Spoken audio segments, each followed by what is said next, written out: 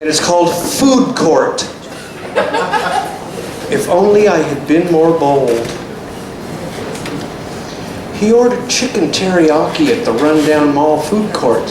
Found a foretop in the corner of the square. Steamed rice had fogged his glasses, so he carefully set them down and he ran his fingers through his white, receding hair.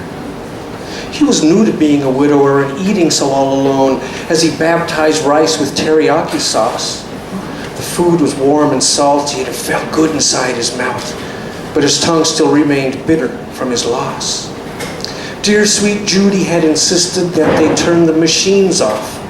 Their long ride with hell had ended just that way. And the sound of her last breath, once the sobbing was all done, just left emptiness in each and every day. When he looked up from his chewing, the 3 seats had all been filled by a woman brown of skin with 2 young sons. And he gnawed his chewy white meat as he assessed their toothy grins, and he blinked at them a whole lot more than once. "Excuse me, sir, are you married?" she asked sweetly in a Spanish accent, and the 2 boys intertwined their fingers on the table.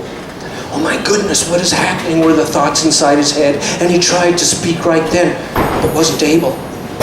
Just who is this sweet brown woman with her well-dressed and fed young boys? What does she want? Why is she asking this of me? Is she looking for a victim, a liaison, place to live? What danger might this odd intrusion be? Yes, he lied, not mentioning that his poor dear wife had passed. She said, "I'm sorry, sir, I did not see a ring." And he bumbled through a lie about taking it off to wash the car. She asked, "Perhaps you need a housekeeper or something?" She went on then to tell him about the man that she'd just left, a cruel and drunken father to the boys, how she had to find a job and home for these young men, and all the time she held her glowing poise. She said, "You seemed a kind man with a face that's full of trust. Your gentleness could show these boys a home. Your wife's a very lucky girl to have a man like you. Strong and handsome men like you are not alone." "I do not need domestic help," he mumbled then to her. When she said, "So sad for me," the boys' smiles fell. But the big white toothy smile, it kept on beaming, though the boys were sadly let down, you could tell. "I'm sorry to have bothered you. Your face was very kind, but my boys and I are in a bad place, sir."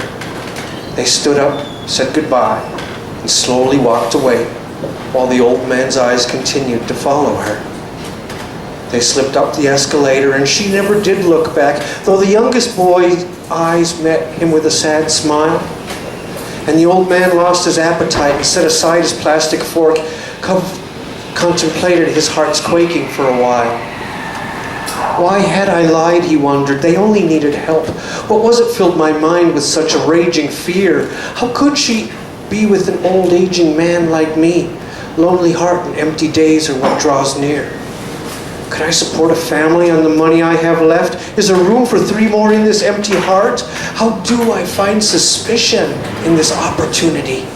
Is this sad soul just afraid now to restart? So the old man stood up there inside the food court, ready to find them and drive them to a park, to laugh with them and meet them and watch the boys swing in the sun, for his heart had reignited with their spark. He ran up the escalator with the truth just bursting out. He had wanted to feel needed once again. He walked up and down the mall that day, searching everywhere for them, till his heart slowly soured back into pain. If only I'd have been more bold, had jumped there on the chance, had not let this mind get clouded up with fear, I might have found a family and a joyful place to live instead of silence, emptiness, and lack of cheer. Now Rent-A-Cop and the janitors refer to him as the ghost as he looks down upon the food court every day.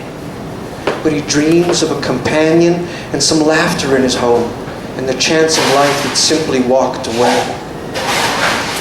We need a place inside us to store boldness.